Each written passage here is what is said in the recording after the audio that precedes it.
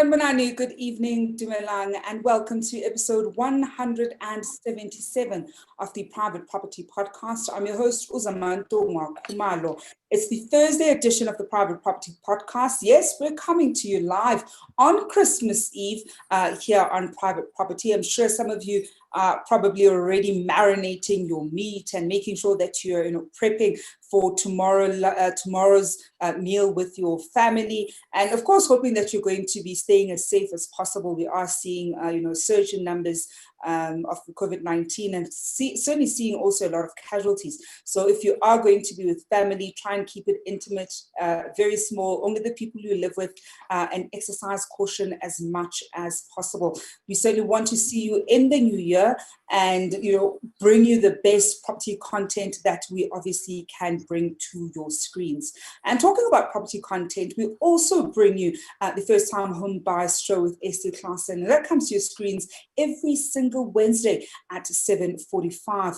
We spoke, you would have seen the show yesterday where she was speaking to Leigh-Anne, and if you missed that one, they were talking about buying a property with a property stock file and really going through some of the things that you want to make sure you get right. So do go back and listen in on that conversation that Estee had on the First Time Home Buyers Show.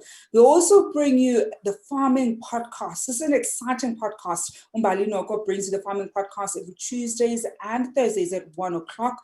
And of course, this covers all your agricultural needs, from crop farming to livestock farming to using tech in agriculture. We don't, leave any aspect of the agricultural value chain. And if you have any suggestions about some of the topics that you definitely want us to cover, whether it's on the First Time Home Buyers Show, the Private Property Podcast, or of course the Farming Podcast, then do send through your suggestions down here below. We simply love hearing from you, and we definitely want to be able to bring you the content you want to see on your screens. We never leave you alone over the weekend. You already can see that the weekdays jam-packed with a lot of content, and over the weekend, Chad brings you the best of what this country's estates have to offer with the Developers Show, and that you can look forward to every Saturday and Sunday at 1 o'clock. So that's some of the great content that we have on offer for you here at Private Property, and we're going to be bringing certainly more in the new year, and we're quite excited about that.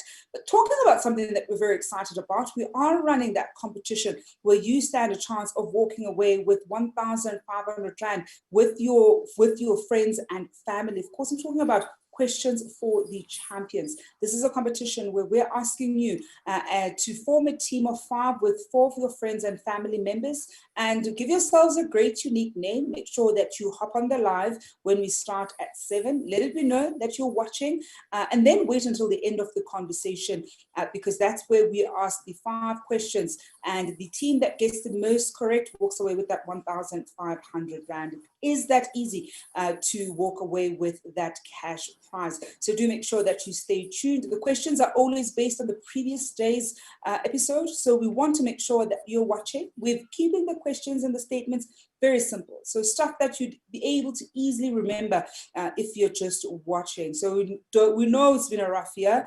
Nobody wants to be writing exams. I hate exams. I think we should do away with them altogether. So we want to keep them certainly as simple as possible. And talking about something that could be simple, that is this evening's conversation. And this evening we're looking at a detailed guide to short-term holiday rentals. I'm joined by Leigh-Anne Harrison, who's a portfolio manager at Pam Golding Management Services. Leigh-Anne, good evening, and thank you so much for joining us. Thank you, Zama. Thanks for having me. Leigh-Anne, it is that festive period, and unfortunately, in many ways, it's not as festive as we're typically used to.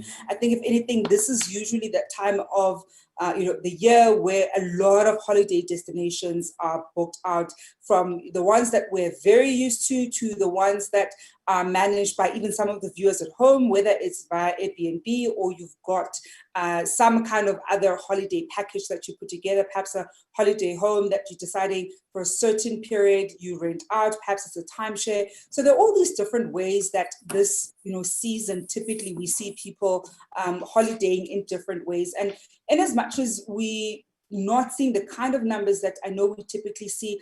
People have already, booked out some holiday places. Some have moved there already, are probably going to be spending Christmas and the New Year, so going to be coming back earlier. And of course, there are also concerns from other people around if we go up a level or 2 or even 3 in terms of our restrictions, then what's going to happen with their reservations that we've paid? Maybe Christmas is for family and then New Year, they want to be out somewhere alone. So those are some of the things that we're going to be exploring this evening when it comes to short-term holiday rentals, because a lot of people already, I know I'm hopefully going to be going away in January. But now when you're looking at these numbers and everything is paid for, it's booked, you're also just slightly worried, right? That perhaps it's already outside of the cancellation policy of that particular service period. But perhaps let's first sort of start, Leigh-Anne, with the benefits of short-term leasing during this period, because some people have, I think, kind of tried to find different ways to make money. So let's look at the benefits of that during the holiday season. Thanks, Zama. Look, many people buy into residential estates or sectional title developments for investment purposes. And with the way the pressures are currently, this is a good way to maximize your investment, boost your income, have a second income as opposed to one, especially during this time.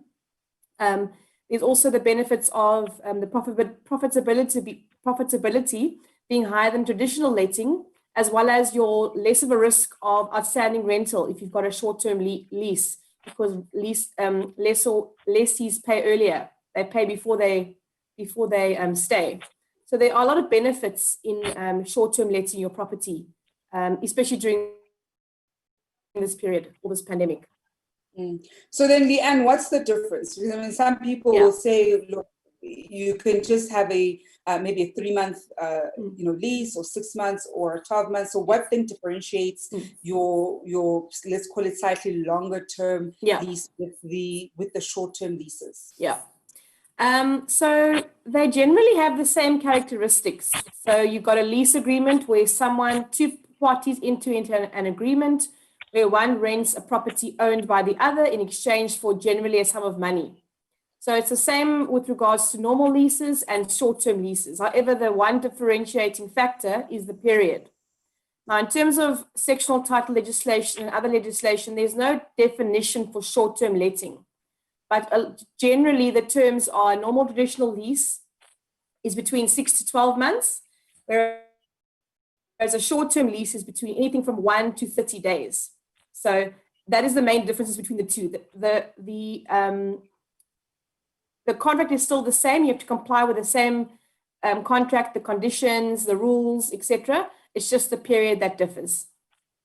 And if we then, Leigh-Anne, kind of look at the responsibility of the parties that enter into this agreement, and I actually want to make it just slightly broadly, because what you tend to sometimes find with holiday rentals is obviously you'll have the landlord, whether it's private landlord or company.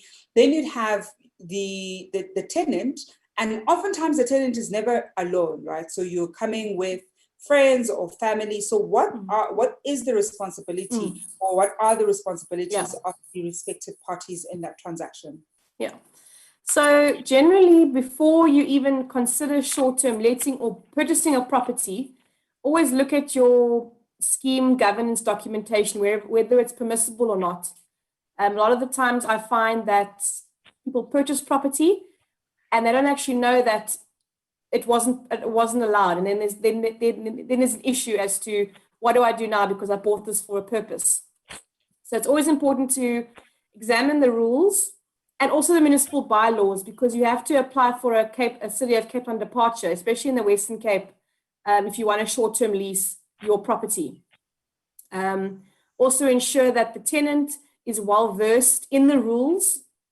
So you confirm with them these are the rules that you have to comply with, because should there be a breach, it's attributable to the owner, not only the tenant. The owner will get that fine if a fine is raised or whatever the case may be.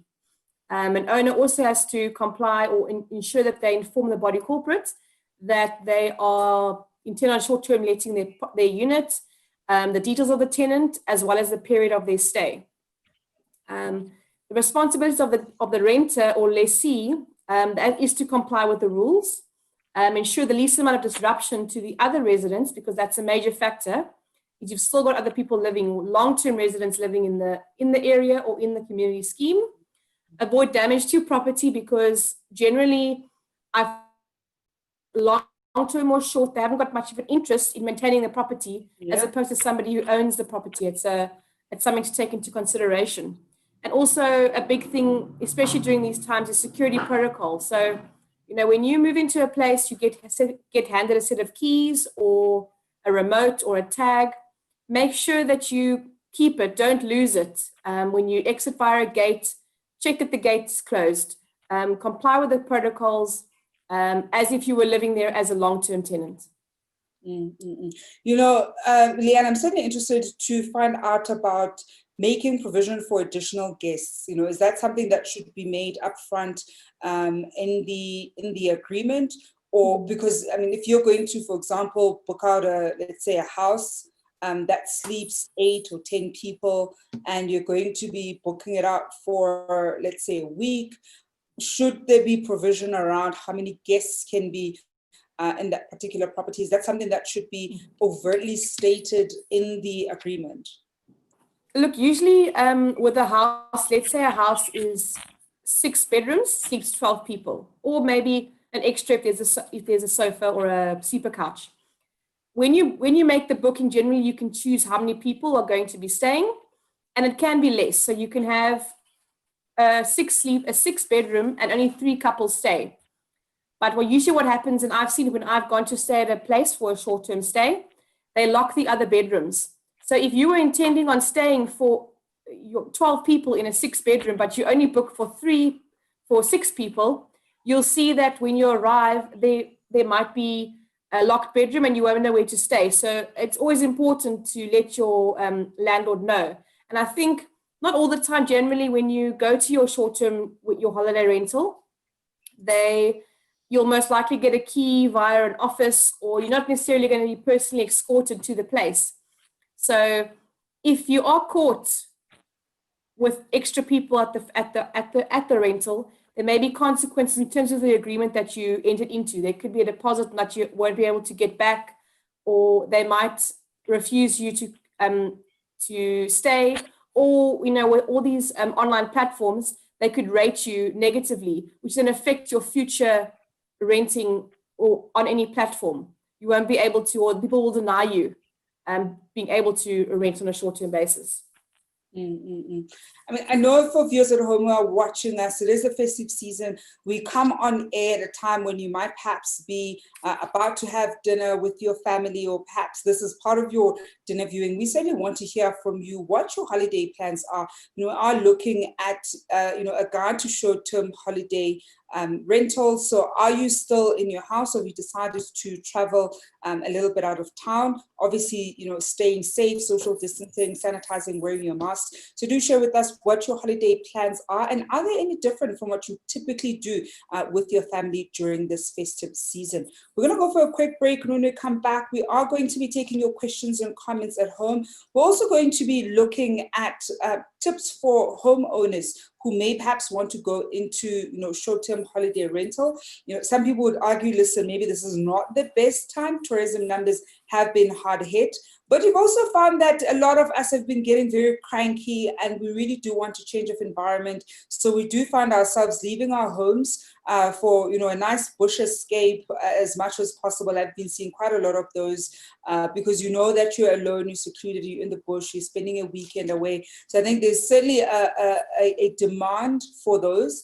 If anything, a part of me thinks a lot of the local service providers, so I'm talking about the private lodges, need to rethink their pricing, because as many of us have seen, they don't have prices that speak to the local demographic for the most part.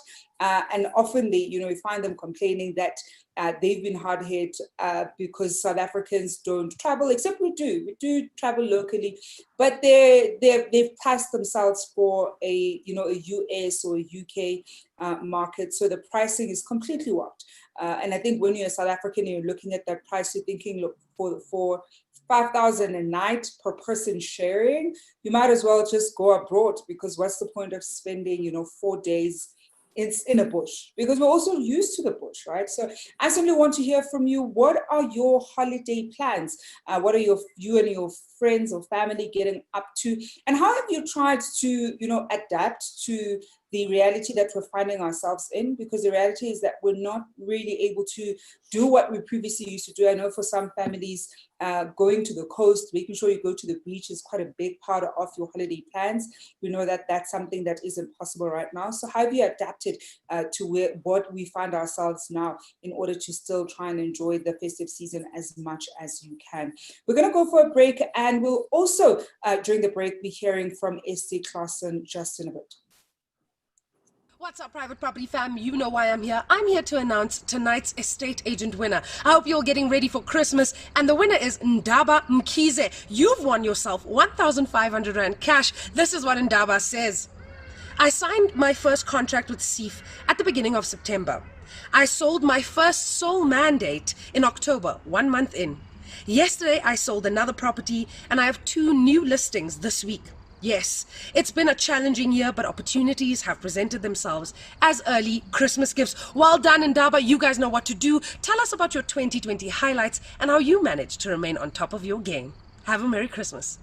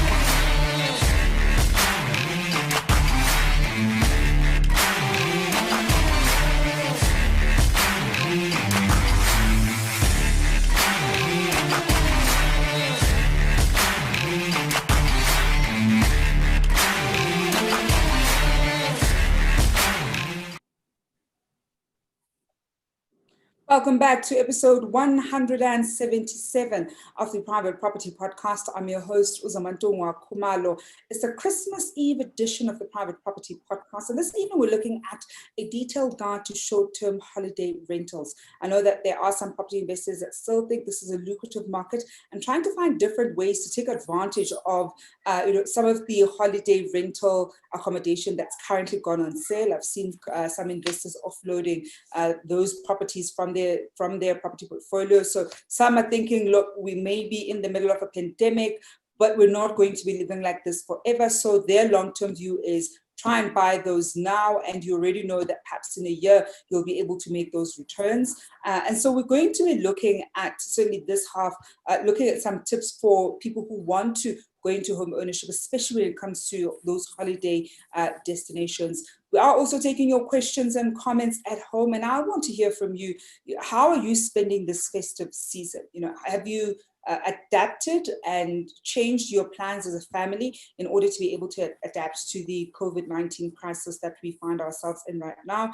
And how have you tried to still stay festive as much as possible, even as we are trying to make sense of the second wave? Because I think there's now, we kind of, I think, slightly started relaxing, but the second wave is probably showing us that we need to be more vigilant than we were before. Going on to some of the questions and comments at home, we've got a question from one of our top fans, Bongs Sabakwena. Bongs, I haven't seen you in a while. And Bongs says, can the body corporate refuse an owner permission to rent their property short term, for example, for Airbnb purposes? Thanks, Zama. Very good question and very applicable, especially since the sort of birth of short-term renting in South Africa. Now, body corporates are permitted to not permit short-term letting in their conduct rules. So if the rule states no short-term letting for whatever period, 6 months or less, 3 months or less, you have to comply with those rules. If they wish to make a body corporate rule that they don't want short-term letting, they can do so. But with a rule amendment, you require 75% of the homeowners to pass that rule. So it's always dependent on the actual scheme and what that scheme permits in terms of the rules. So before you even buy and you are considering renting on a short-term basis, have a look at the rules, ask your agent, ask the transferring attorney, have a look at the rules first before you buy or sign the offer to purchase. You know, Leigh-Anne, sort of staying similar to that, then what would be the risks of short-term agreements, of those short-term lease agreements? There are quite a few, and that's, I think, what the body corporates and these estates take into consideration when they either permit it or not permit short-term letting. So the biggest one is the increased risk of damage to the property, plus the common property.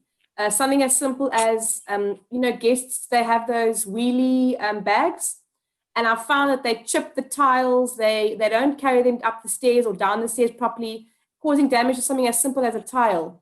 But it's something that the body corporate then has to cover at the end of the day. Another issue is, again, security concerns. Tenants generally short-term tenants they're not interested in complying with the protocols. They'll lose their discs, tags, remotes.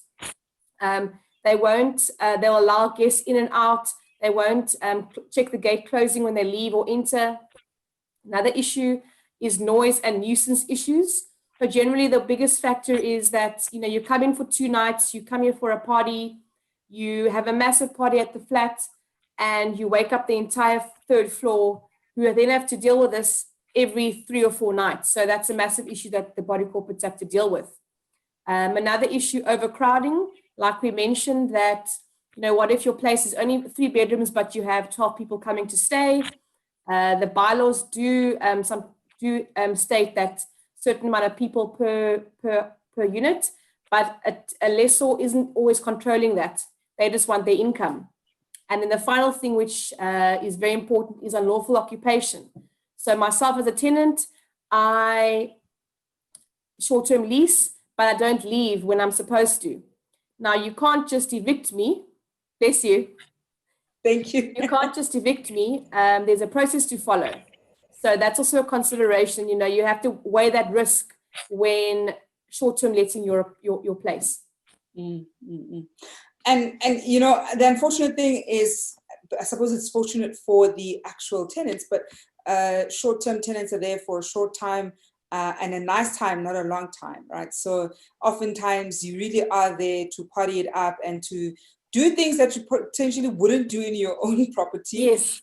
And so I think that's probably one of the reasons why you sometimes do get these places. You want to be able to throw a nice big party, sometimes not even have to clean up. You probably get somebody to pay, or you'll pay that additional fee that they have you pay when you want cleanup to happen, because you actually don't mind the stress. So then, Leigh-Anne, what tips would you give to our viewers at home who want to go into the short-term rental holiday space? Because there is a market. There's quite a big market, especially in different holiday destinations. We're seeing some areas kind of popping up and different kinds of experiences, being curated by different people. So then what tips would you give them that will help them certainly have a very smooth transition in terms of getting into the space and then be able to best manage their portfolio? Before I go to the general tips, one thing to highlight is informing your insurer or your insurance broker, because sometimes there are terms and conditions of your policy that don't apply to short-term letting, which may affect a claim should there be one. So always chat to your broker or insurer before you start the process. And then things that I've learned, we just actually got back yesterday from staying in Plettenberg Bay for 7 days. And some things I've always picked up is, with any home, I'm going to go stay there for a holiday most likely, or to enjoy myself. So I want the home to be a holiday home. So to make sure there's enough in terms of entertainment, a functioning braai area, a pool, jacuzzi, games, books, the like, so that the people living there can enjoy it in terms of a holiday. Another tip is just simple amenities. So nothing extravagant, that, because especially if you've got an expensive bath, but you're getting people stay there and that breaks or something happens, it's going to cost you. So keep everything simple, enough for the people living there, nothing too, sort of fancy. Another issue is cleaning. So most times the ones I've stayed in, they get companies to come and clean. So once during the stay, depending on the period, or thereafter, because I'm sure you don't want to go there after 12 people have had a party at your place to clean. So get a cleaning company to go in there in the minute they've left, so they can do a proper clean. Also with COVID-19, have some COVID protocols in place. The company getting to clean, make sure they come and defog. I know that I think as myself, my host did call me and say he's done everything he needs to. He's defogged the place. He's done all the necessary. So we felt quite at ease when we arrived. And then another item would be security protocol. I can't stress it enough because it's something that is very important currently in the country. So ensure that there's security, functioning security, an alarm, an emergency, a panic button, because generally if I'm outside having a braai with my friends, I'm not really worried about the front door being unlocked or whatever the case may be. So maybe inform your guests that you have this in place and try and ask them to enforce it, or at least have sort of 2 or 3 barriers at your house or apartment. And before we wrap up, and any tips then for the people who are going to come and stay? Because I think one of the things that sometimes potentially happens is, you come and stay, let's say you don't break anything, but after you've left, then the owner says you've broken XYZ, then how do you essentially deal with that one? Look, it's very tricky because it becomes a he said, she said. So I think when you're looking at something like, if there is glass that potentially could break, keep it out of bounds. If you've noticed something that is broken when you arrive, inform the landlord or your lessor about it. And I think once you leave, just take one last look. And I mean, if the lessor ultimately says something is broken, then I suppose you have to just, argue about it. But I think anything that potentially could break, always just keep it out of bounds or be avoided if anything should happen. Well, Leigh-Anne, we are going to leave it there with this evening's episode. Thank you so much for joining us, and thank you for always making time to have a chat with us. We certainly do. Thanks so much. That you and your family will have a great Christmas tomorrow, and we'll see you in the new year. Thanks, Zama, and to you and your family. Thank you so much. And that is Leigh-Anne, who's a portfolio manager at Pam Golding Management Services. We're going to go for a quick break. When we come back, it is going to be that time for questions for the champions. You certainly don't want to miss this Christmas Eve edition of that one. We'll be back just after this.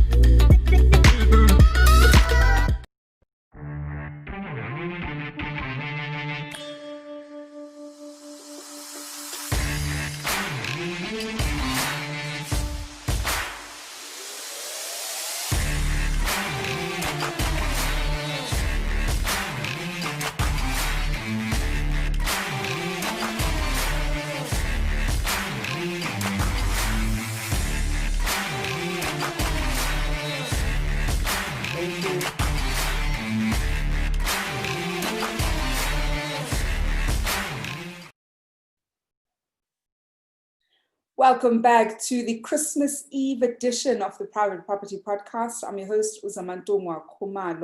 While it is that time of the evening where we get to questions for the champions. I know we've been doing a lot of statements, and we've also got statements this evening.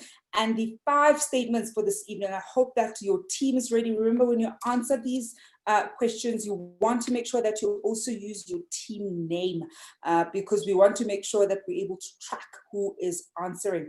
And this one is based on the episode that we had yesterday, which is the estate agents, why we need them and how to ensure you've got the right one on board. I had that conversation with Untato that we've had on the Private Property Podcast for a number of times this year.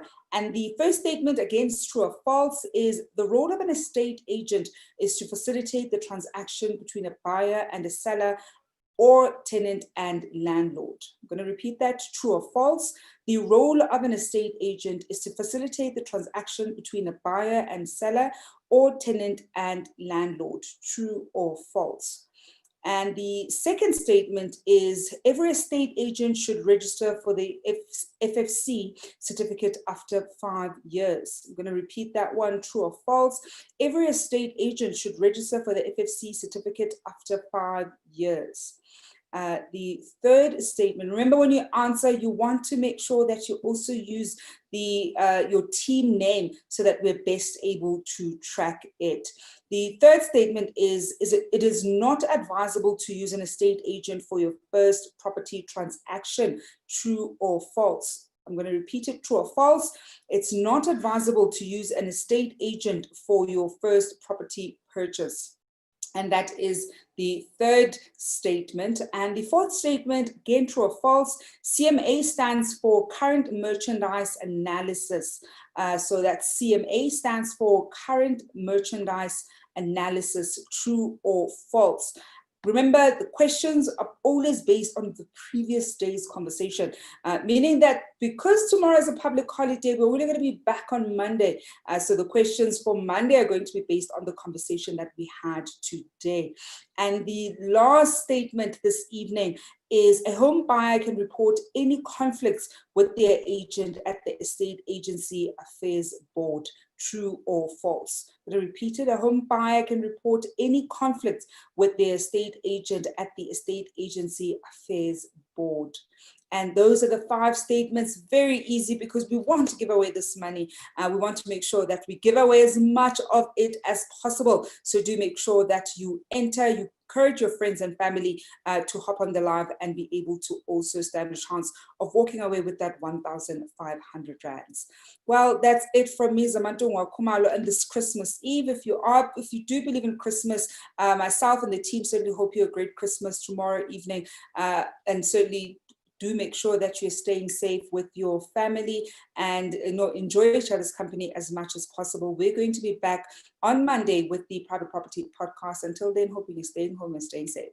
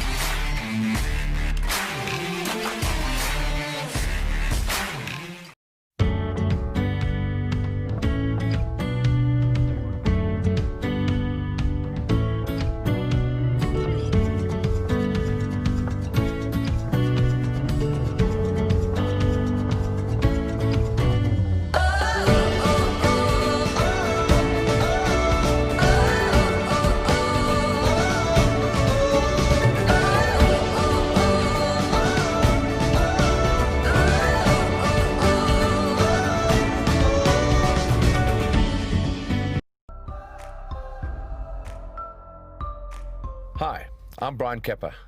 I'm a 10-time South African motorcycling champion. My family and I have chosen to live in Fourways. There's some really great suburbs in our neighborhood. There's a lot of families living in the surrounding areas, in places like Lone Hill and Cedar Lakes. What draws people to Cedar Lakes is that it's so close to Broadacre Shopping Centre, Cedar Square, and Fourways Life Hospital. Lone Hill is a major draw card for many families. It's got some great smaller commercial centres and some fantastic schools like Crawford College.